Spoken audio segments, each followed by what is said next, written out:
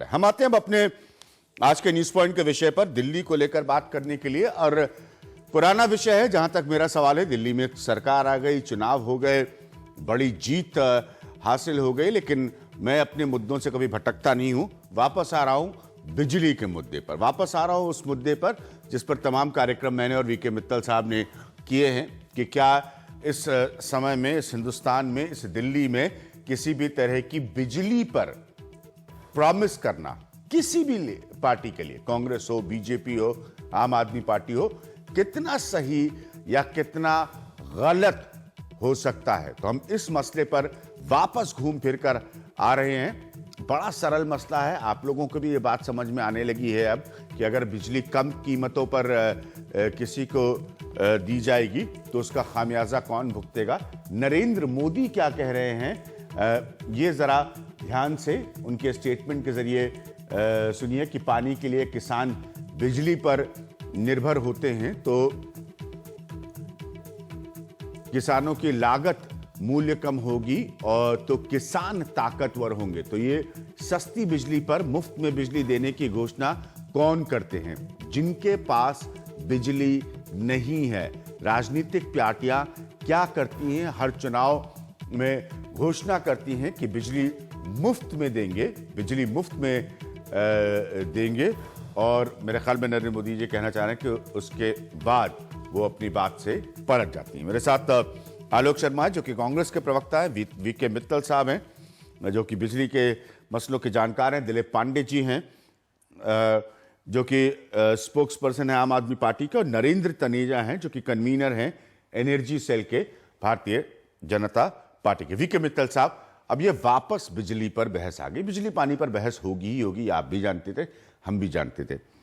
50% तक का बिजली कम करने का बीजेपी भी वादा कर रही थी। तो ऐसा नहीं कि बीजेपी कोई वादा नहीं कर रही थी। प्राइम मिनिस्टर ने फ्री पावर को क्वेश्चन किया है, मुफ्त में बिजली देने को। ये सब बिजली की सियासत कहां जाएगी? मैं दो चार चीजें बड़ी फैक्ट्स एंड फिगर्स देता हूं जिससे आपको पूरी पिक्चर क्लियर हो जाएगी। Please please. दिल्ली में 45 लाख कंज्यूमर हैं इलेक्ट्रिसिटी के, जिसमें 34 लाख हाउस होल्ड कंज्यूमर्स हैं, और उसमें 400 यूनिट तक कंज्यूम करने वाले लोग करीबन 27.28 लाख रुपए, 28 लाख मान लीजिए, जो 80% कवर करते हैं। दिल्ली में टोटल 3,471 करोड़ यूनिट की जरूरत होती है एक साल के अंदर, 3,471 करोड़ यूनिट की, और दिल्ली अपना प्रोडक्शन करती है 406 करोड़ यूनिट का खाली। That is 11.7% of total production, total requirement.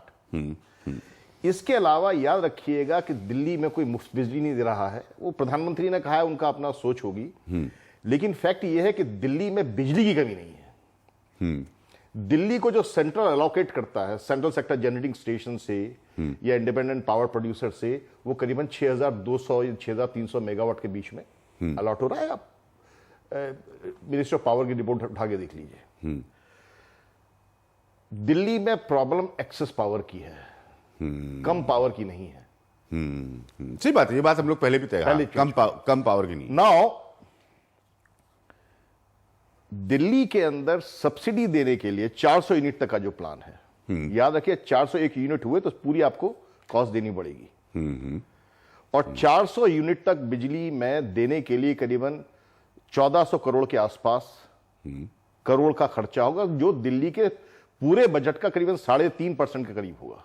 ठीक है, ये एक इंपॉर्टेंट फिगर है। जबकि सेंटर करीबन 12-13% सब्सिडी के तौर पे, चाहे वो फर्टिलाइजर सब्सिडी हो, एलपीजी की सब्सिडी हो, दुनिया की सब्सिडी हो, ये सब्सिडी करीबन 13,500-1400 करोड़ के आसपास की जो मैंने एस्टिमेट किया है उसके हिसाब से है। एक चीज याद रखिएगा कि अगर सब्सिडी के बिना गुजारा होता तो कांग्रेस और बीजेपी की सरकारें भी सब्सिडी नहीं देती। उन्होंने सब्सिडी दी है। इसका मतलब जरूरत है। क्यों जरूरत है? कि अगला जो गृह युद्ध होने वाला है, आज नहीं, वो 10 साल बाद होगा, 15 साल बाद होगा, और ये लिख के रख लीजिए, सभी लोग लिख के लग रहे हैं, पानी और एनर्जी कॉस्ट के ऊपर होगा। हाँ, सही बात है, पूरी दुनिया में इस बात को कहा जाता है। और एक गरीब आदमी जो करीबन, मैं देखिए मेरी सोशलिस्ट थिंकिंग नहीं है, हाँ। सभी सरकारों की थिंकिंग ये रही है कि जो गरीब आदमी जो बहुत एनर्जी कॉस्ट नहीं दे सकता है उसको सब्सिडी देनी पड़ेगी। और नेशनल टैरिफ पॉलिसी जो है भारत सरकार की, जो नेशनल टैरिफ पॉलिसी है, वो ये कहती है कि क्रॉस सब्सिडाइज करने के मुकाबले ट्रांसपेरेंट मैनर में एक डायरेक्ट सब्सिडी देना जरूरी है। ठीक है। अब वो सब्सिडी कितनी देनी चाहिए, नहीं देनी चाहिए, वो डिबेट का विषय हो सकता है, लेकिन याद रखिएगा नीडी सेक्शन को आपको सब्सिडी देनी ही पड़ेगी। और हर बार मैं कहता रहा हूं उसके अलावा कोई रास्ता उसका रास्ता नहीं है। क्यों? लेकिन फिर आप ये भी कह रहे हैं कि वो 400 यूनिट जो है वो 401 यूनिट हो गई तो पूरा खेल बदल जाता है। पूरा खेल बदल जाता है कि वो पूरा बदल जाएगा। जैसे आम आदमी पार्टी की सरकार ने कहा कि 20,000 लीटर तक हम पानी मुफ्त देंगे, लेकिन 20,001 लीटर हुआ नहीं तो पूरे की कीमत आपसे वसूल करनी पड़ेगी। लेकिन इसमें एक क्वेश्चन देखने वाला यह भी है कि जहां आप सब्सिडी देते हैं तो लोग कंजम्पशन बढ़ा देते हैं। तो कहीं ऐसा ना हो कि इसमें 400 मैं इस पॉइंट पर आने वाला था। मैं इस पॉइंट पर आने वाला था कि आपने कहा भाई 400 यूनिट तो फ्री है तो अब 600 यूनिट इस्तेमाल कर लो। तो फिर वो 200 यूनिट का जो वेरिएंट है वो उसको आप कैसे कॉस्ट करेंगे? देखिए वो तो पूरा फिर 600 का देना पड़ेगा। हाँ, वही तो पॉइंट है कि फिर आपको पूरा फिर 600 का देना पड़ेगा। तो फिर अगर आप ये सोच रहे हैं कि आप खाली 200 का देंगे और 400 का नहीं देंगे तो फिर ये तो बहुत गड़बड़ हो जाएगी, सारी इकोनॉमिक्स ऊपर नीचे हो जाएगी। देखिए, और इसको कौन मॉनिटर करेगा, इसकी जांच कौन करेगा, इस पर निगरानी कौन रखेगा? दिल्ली के अंदर 80% लोग 400 यूनिट तक कंज्यूम करते हैं। करीबन मेरे ख्याल से 450 करोड़, 450 से 450 करोड़ के बीच में 200 यूनिट तक जो कंज्यूम कर रहे हैं उनको सब्सिडी देनी है। और 201 से 400 के बीच में करीबन 850-900 करोड़ रुपए की सब्सिडी देनी है। ये कैलकुलेशन वर्कआउट है। मॉनिटरिंग का जहां तक ताल्लुक है, आपका बिल जनरेट होता है। जहां बिल में वो 401 यूनिट ही तो ऑटोमेटिकली सिस्टम जो सॉफ्टवेयर है वो कहेगा भाई आप पूरी बिजली की कॉस्ट देके जाइए। और इसके अलावा सीजनल वेरिएशंस आपने देखे होंगे, सर्दियों में कंजम्पशन कम होता है, गर्मियों में ज्यादा होता है। तो वो एक फैक्टर है। जहां तक मॉनिटरिंग का ताल्लुक है, मॉर्निंग तो बिल्ट इन है सिस्टम के अंदर। ठीक है। अभी तक की जो स्थिति है उसमें मिहिर बता रहे हैं, मेरे आउटपुट एडिटर के, बिजली और पानी पर संबंधित विभागों से अरविंद केजरीवाल ने रिपोर्ट मांगी है। नरेंद्र तनेजा के आने तक का हम इंतजार कर रहे हैं, इसलिए मैं आलोक शर्मा जी से पूछना चाहूंगा, सब्सिडी देने की संस्कृति कांग्रेस की भी रही है, कम और सस्ती बिजली देने का वादा आपने भी किया है, तो कम से कम कोई भी पॉलिटिकल पार्टी ये नहीं कहें कि हम बिल्कुल अलग हैं।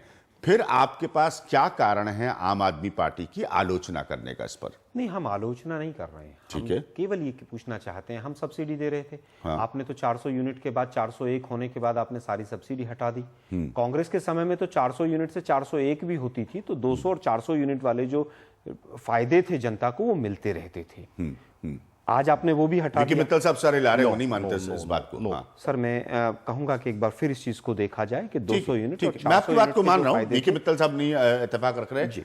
हाँ। मैं आज पूछना चाहता हूं, जब हम सब्सिडी देकर गरीब लोगों का फायदा कर रहे थे तो आम आदमी पार्टी के लोग कहते थे कि शीला दीक्षित का बिजली कंपनियों के साथ सांठगांठ है। आज कौन सी सांठगांठ है, आज किसकी सांठगांठ है, क्या वो जवाब देंगे? हमें आपत्ति सब्सिडी से नहीं है। सब्सिडी हमेशा समाजवाद का एक हिस्सा शीला दीक्षित का बिजली कंपनियों के साथ सांठगांठ है, वो बिल्कुल अलग मसला था। नहीं सर, दोनों को सब्सिडी और इससे मैं उसके डिटेल्स में जा सकता हूं, आज वो विषय नहीं है। दोनों को मिक्सअप नहीं करिए, दोनों नहीं, एक मिनट।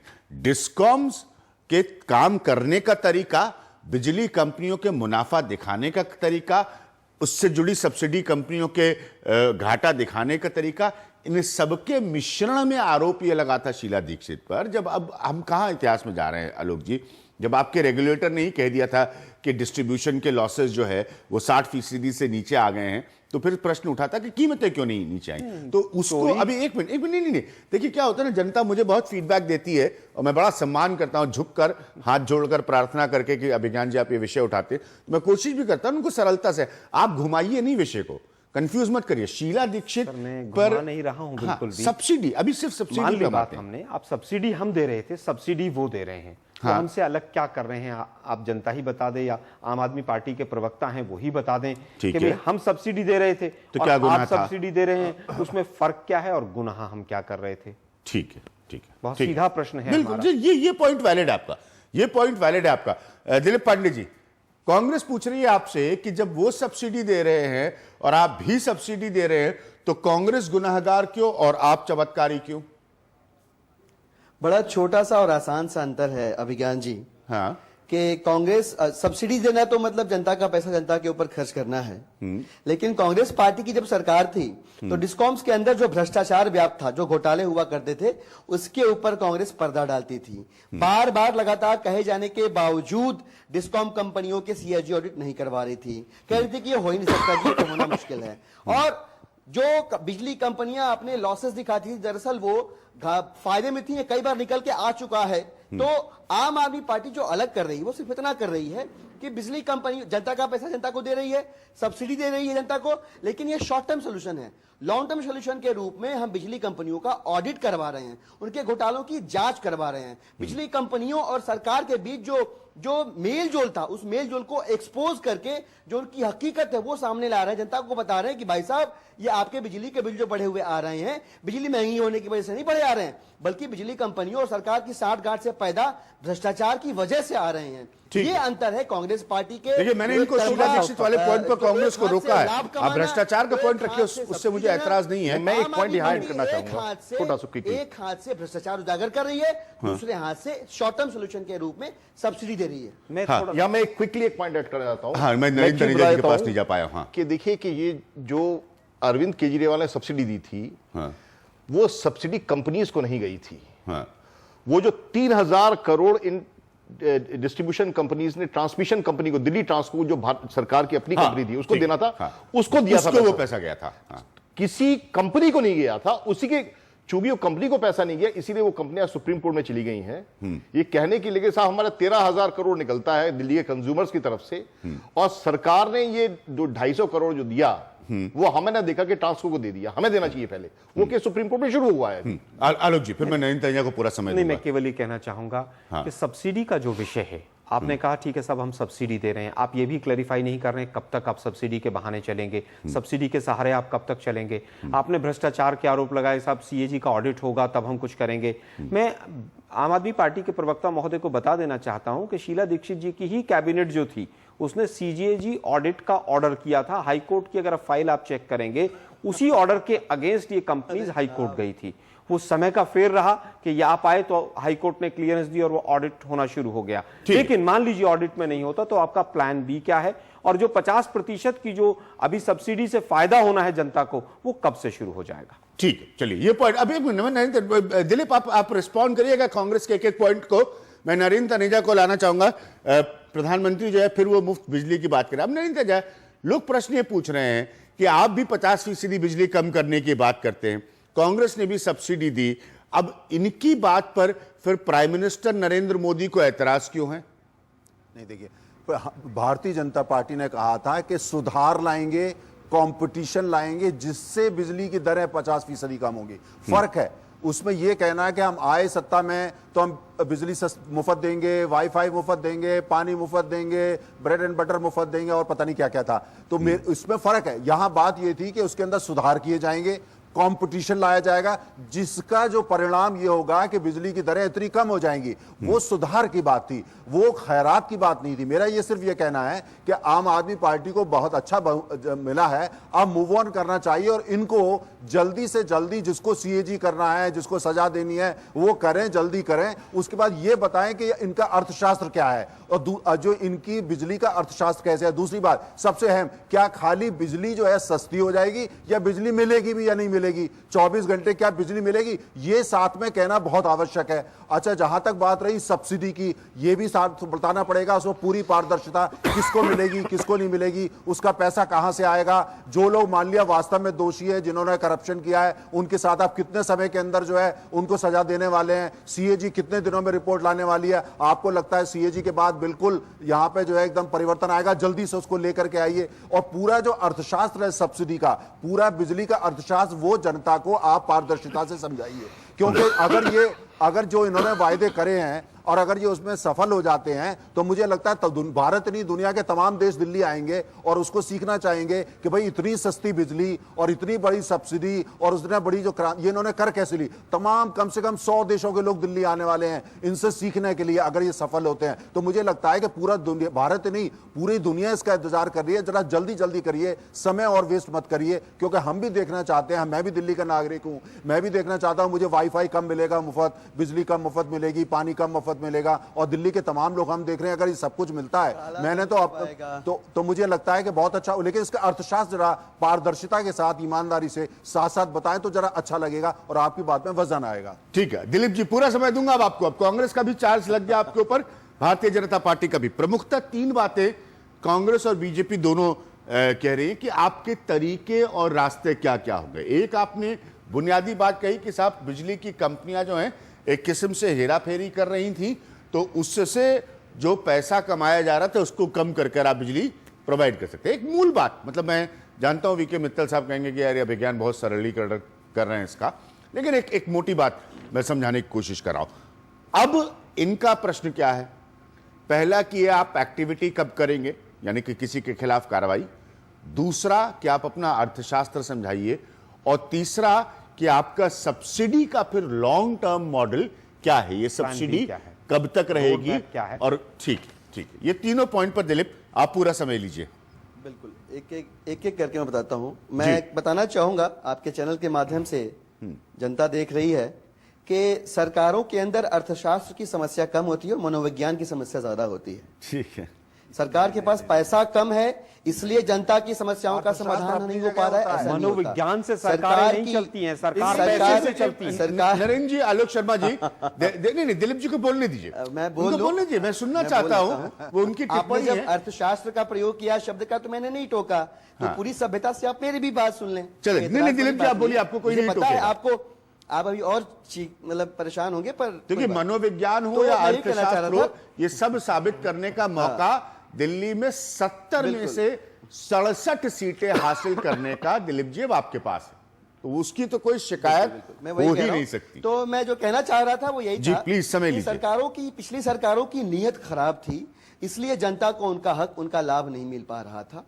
अब भारतीय जनता पार्टी के तनेजा जी बैठे हुए हैं, ये प्रश्न चिन्ह उठा रहे हैं कि ये कैसे देंगे, क्या करेंगे। ऐसा जान पड़ता है जैसे अपनी ही पार्टी के पिछले 2 बार के मैनिफेस्टो और दूसरी बार जो आया था टेलीविजन डॉक्यूमेंट, विजन डॉक्यूमेंट नहीं था, टेलीविजन डॉक्यूमेंट था, उसमें ही लिखे गए वादों से ये पीछे हटने की कोशिश कर रहे हैं टेलीविजन चैनल पे। पहली बार जो घोषणा पत्र आया था उसमें इन्होंने ही कहा था 30% बिजली के दाम कम हो जाएंगे, जो सब्सिडी के माध्यम से होने वाली थी। इसके बाद दूसरी बार इनका टेलीविजन डॉक्यूमेंट आता है, उसमें ये कहते हैं कि 50% कम कर देंगे। कैसे कम कर देंगे जी? तो किश्तों पे एलईडी बल्ब देके कम कर देंगे, जो निहायत मजाकिया और हल्का वादा था। जनता ने इसको मतलब सीरियसली लिया ही नहीं। रहा सवाल हमारा, तो अभी मित्तल साहब ने आपको सब्सिडी का जो अर्थशास्त्र है वो समझाया। पिछली बार भी हमने ऐसे ही किया हुआ था। मैं आपको स्पष्ट करना चाहूंगा, सब्सिडी लॉन्ग टर्म सोल्यूशन नहीं है। ये भाजपा के नेताजी को भी पता है और कांग्रेस के नेताजी को भी पता है। सब्सिडी जो है एक शॉर्ट टर्म सोल्यूशन है, और लॉन्ग टर्म सोल्यूशन के रूप में पिछली सरकारों ने जो घोटाले किए हैं, हमारा विश्वास है, हमारे पास जो कागज आए हैं जिसको हमने समय समय पे पब्लिक किया हुआ है, हमारा विश्वास है कि जब वो खुल के जनता के सामने आएगा, ऑडिट होगा, इन बिजली कंपनियों का सरकारों के साथ जो घोटाले का साठ गांठ रहा है वो खुल के आएगा, और तब जाकर बिजली के दाम कम होंगे, डिस्ट्रीब्यूशन लॉसेस कम होते हैं। दिलीप जी, कब कितने दिनों में खुल कर आएगा? ए बिल्कुल, और बी कब तक आप ये सब्सिडी फिर देंगे? आपने दोनों बातें मान ली कि भ्रष्टाचार, एक मिनट सर, आपने दिलीप जी सर दोनों बातें मान ली। पहली ये कि भ्रष्टाचार है, और दूसरा ये कि सब्सिडी लॉन्ग टर्म दूरगामी समाधान सोल्यूशन नहीं है। दोनों की फिर समय सीमा आप बताइए। बिल्कुल, ये भी बड़ा इंटरेस्टिंग है। आपको याद होगा, हमने हमारी जब सरकार थी पिछली बार, हमने कहा था कि हम प्रयास करेंगे 3 महीनों के अंदर सीएजी ऑडिट कंप्लीट हो जाएगा। बिल्कुल, उसके बाद जो भी घटी हुई दरें होंगी उसको लागू कर दिया जाएगा। सीएजी का ऑडिट शुरू तो हुआ, लेकिन दुर्भाग्यवश 49 दिनों के अंदर सरकार चली गई। इसके बाद जो है बिजली कंपनियों ने कोऑपरेट करना बंद कर दिया। मामला हाईकोर्ट में गया, हाईकोर्ट की तरफ से आदेश हुआ, बार बार जो है पेपर्स डॉक्यूमेंट्स सबमिट नहीं किए गए। सीएजी ने बकायदा लिखित में दिया हुआ है कि बिजली कंपनियां हमारे साथ कोऑपरेट नहीं कर रही हैं। अब हमारी सरकार आई है, बिजली कंपनियों का ऑडिट समयबद्ध तरीके से कैबिनेट की मीटिंग बुला के समय सीमा तय करके उनका ऑडिट कंप्लीट कराया जाएगा।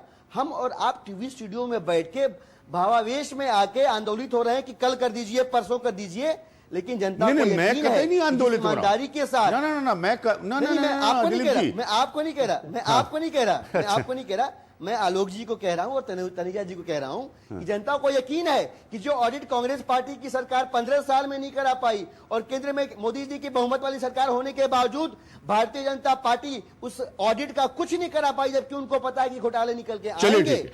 आम आदमी पार्टी को देखिए आपकी घोटाले यकीन के साथ दिलीप जी, मैं ले रहा हूं यहां पर एक सारे ब्रेक, काम करेंगे। पूरा समय दिया मैंने दिलीप जी आपको। नरेंद्र तनेजा कुछ बोलना चाहते हैं, वीके मित्तल साहब कुछ बोलना चाहते हैं, आलोक जी कुछ बोलना चाहते हैं, पूरा समय आपको दिया। अब की भ्रष्टाचार था, उस भ्रष्टाचार को आप दूर करेंगे। अब ये सारी बातें हो गई, जैसे मैंने कहा कि जनता ने आप पर यकीन किया है, आप पर मतलब आम आदमी पार्टी पर, आप पर हमारे लखनऊ में बोलने का अंदाज है भाई, और आपको 67 में से 70 में से 67 सीटें दे दी, तो ये सब हो गया। अब फिर वही प्रश्न अंग्रेजी का, डिलीवरी। तो सवाल तो ये उठेगा ही उठेगा। मैं वापस आ रहा हूं, तीनों लोग कुछ ना कुछ कहना चाहते हैं, उनको पूरा समय दूंगा एक ब्रेक के बाद।